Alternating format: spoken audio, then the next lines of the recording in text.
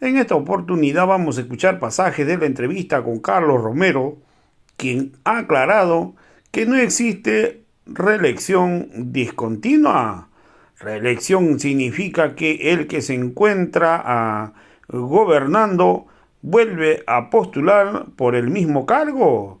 Entonces, todo queda claro, no hay reelección discontinua.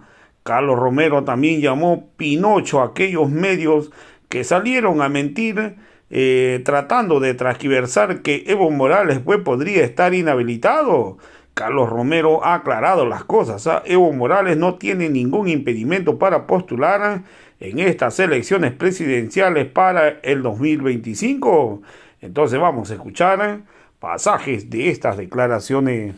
Tiene una parte considerativa que se llama exposición de motivos, ¿no es cierto? Y una parte resolutiva que es la ley misma.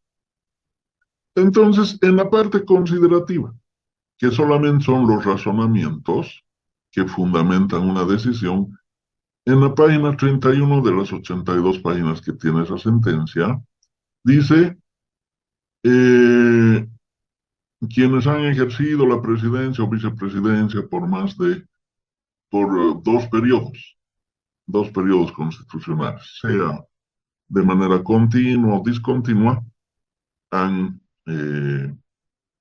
ya no pueden habilitarse para una reelección, aunque sea discontinua, ¿no? Y dice, los partidos políticos igualmente que han estado en el ejercicio del gobierno por, por dos periodos constitucionales tiene que entenderse 10 años, ¿no? Un partido político que ha estado en el ejercicio del poder político durante 10 años, durante dos mandatos constitucionales, queda inhabilitado para postular candidatos a otro mandato constitucional, sea de manera continua o discontinua. O sea, eh, y sabemos que eso no existe. No existe en la normativa nacional, ni en la jurisprudencia, ni en la normativa internacional, ni en la jurisprudencia internacional. No, no existe, no podría existir.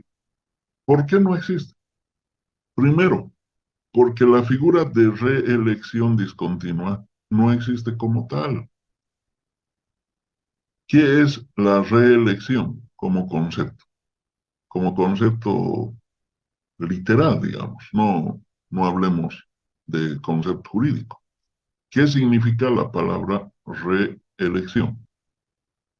Quiere decir que el que ha sido elegido se vuelve a postular a la elección. Es decir, la reelección es la posibilidad del que se encuentra electo en un cargo, se postule para continuar en el ejercicio de ese cargo por vía de la reelección. Entonces, la reelección como palabra literal se refiere a alguien que está ejerciendo el cargo. Y la reelección siempre va a ser continua, porque solamente se puede postular para volver a ser electo el que ya está elegido, el que está en el ejercicio del cargo.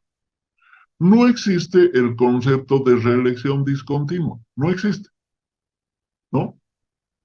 En buen castellano no existe la palabra reelección discontinua, o este concepto, reelección discontinua, estas dos palabras, que harían un concepto, no existe en castellano, no hay. Mana, no existe ese concepto, porque la reelección discontinua no sería reelección si es discontinua, si hay una ruptura en el tiempo que está estableciendo la discontinuidad, entonces ya no se habla de reelección, se habla de nueva elección. Por tanto, el tratamiento jurídico que se otorga a alguien que ha sido elegido antes, pero ha transcurrido un periodo de tiempo y vuelve a postularse, es el tratamiento de una nueva elección. Esto no solamente es así en buen castellano, sino también es así en en las leyes, en la doctrina, en la jurisprudencia y en la historia. Apelemos a la historia. Víctor Paz Estenssoro ha sido electo 4 veces como presidente de Bolivia. La primera vez que fue electo fue el año 1951. Fue electo el gobierno de ese entonces, que estaba a cargo de Mamerto Urrialo Goitia. Para desconocer esas elecciones se hizo dar un autogolpe de Estado con los militares. Le entregó el gobierno a los militares. Ese hecho histórico se conoce como el mamertazo, ¿no? El autogolpe. Pero luego la presión popular, se levantó el pueblo e hizo respetar esa elección del 1951, y por eso Víctor Paz Estenssoro asumió el gobierno en abril del año 1952. Fue presidente entre 1952 y 1956. En 1956 asumió como presidente, vía elecciones, el que era su vicepresidente, Hernán Siles Suazo, entre el 56 y el 60. Transcurrió un periodo de tiempo, ¿no es cierto? Se rompe la continuidad. Víctor Paz Estenssoro se postula nuevamente a la presidencia en 1960 y gana las elecciones. En ese entonces tenía como vicepresidente a Juan Lechín Oquendo, el dirigente histórico de la Central Obrera Boliviana.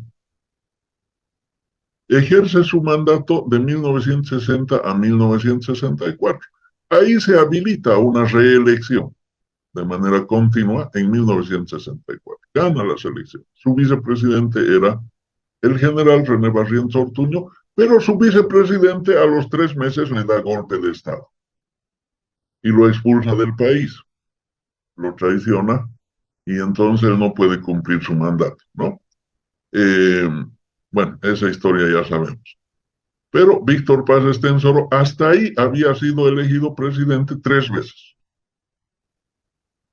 2 de manera discontinua y una de manera continua.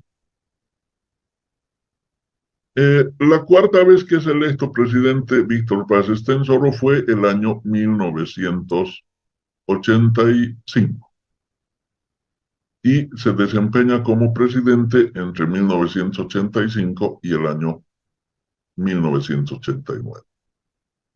El mandato constitucional era de 4 años en ese tiempo, ¿no? Hoy día el periodo constitucional del presidente es de 5 años.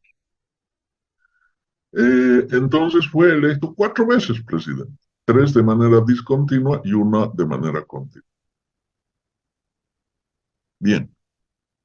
Hernán Siles Suazo, que había sido electo en 1956 hasta el 60, fue electo nuevamente en 3 elecciones que fueron interrumpidas por golpe de Estado entre 1980 y 1982, hasta que el general Guido Vildoso Calderón, decidió entregarle el gobierno el año 1982, respetando el resultado de las últimas elecciones nacionales que habían precedido a 1982, ¿no? Elecciones que se habían hecho en 1981. Hernán Siles Suazo asumió por segunda vez la presidencia del Estado en 1982. Se interrumpió su mandato en 1985 por un acuerdo político, en fin, pero ejerció por segunda vez la presidencia del Estado. Gonzalo Sánchez de Lozada fue electo presidente en 1993, ejerció hasta 1997. Fue electo nuevamente el año 2002, se interrumpió su mandato el 2004 por la guerra del gas en el Alto. Pero el propio Jaime Paz Zamora, ¿no es cierto?, fue vicepresidente de Hernán Siles Suazo entre el 82 y el 85, y luego presidente entre 1989 y 1993. Es decir, porque según estos señores que probablemente estaban celebrando el Año Nuevo anticipadamente, y con la marea de los tragos han redactado un párrafo que no tiene ninguna lógica, ningún sentido. El que ha sido vicepresidente o presidente 2 veces ya está inhabilitado de por vida, ¿no? ¿Dónde existe eso? Pues si la historia precisamente nos está mostrando lo contrario, ¿no? Y lógicamente el ejemplo de Evo Morales. Bien, entonces no existe ninguna inhabilitación a Evo Morales, en eso hay que ser claros. Han salido algunos mentirosos, ¿no? No quisiera decirles Pinocho, porque Pinocho es un muñequito, ¿no? Que, que ha inventado un italiano para que los niños entiendan que no hay que mentir. Pero sería insultar a Pinocho decirles a estos mentirosos que son Pinochos, ¿no?